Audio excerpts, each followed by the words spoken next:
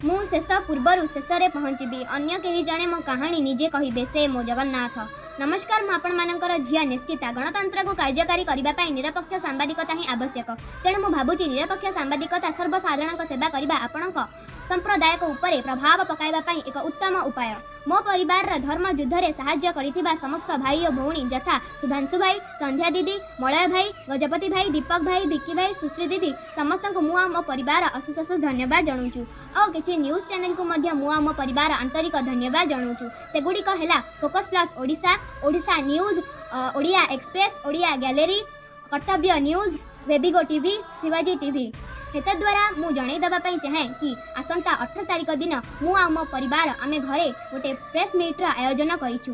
ସମସ୍ତ ଭାଇ ଭଉଣୀ ଓ ସମସ୍ତ ଗଣମାଧ୍ୟମଙ୍କୁ ମୁଁ ହାତ ଯୋଡ଼ି ବିନମ୍ର ଅନୁରୋଧ କରୁଛି, ଆମର ଧର୍ମ ଯୁଦ୍ଧର କିଛି ଆମେ ଚାଞ୍ଚଲ୍ୟ ଖୁଲାସା କରିବା ପାଇଁ ଚାହୁଁଛୁ। ତ ସେଥିପାଇଁ ଆପଣମାନେ ସମସ୍ତେ ଆସନ୍ତା 18 ତାରିଖ ଦିନ ଆମ ଘରେ ଉପସ୍ଥିତ ରହି ମୋ ଧର୍ମ ଯୁଦ୍ଧକୁ ଆଗେଇ ନିଅନ୍ତୁ। ଆଉ ଓଡ଼ିଶା ଗଣତନ୍ତ୍ର ଚତୁର୍ଥ ସ୍ତମ୍ଭର ସମ୍ମାନ ରକ୍ଷା କରନ୍ତୁ ଓ ମୋ ପରିବାରକୁ ନ୍ୟାୟ ଦିଅନ୍ତୁ। ଶୁଣ ଜବରଦଖଲକାରୀମାନେ, ଏଥର ସାବଧାନ ହେଇଯାଅ, କାରଣ ଏଥର ଲଢ଼େଇ ଆମ୍ନା ସାମ୍ନା ହେବ। ଆଉ ଆଡ୍ରେସ୍ ଓ କଣ୍ଟାକ୍ଟ ନମ୍ବର ପାଇଁ ମୋତେ ମେସେଜ୍ କରନ୍ତୁ। ଜୟ ଜଗନ୍ନାଥ।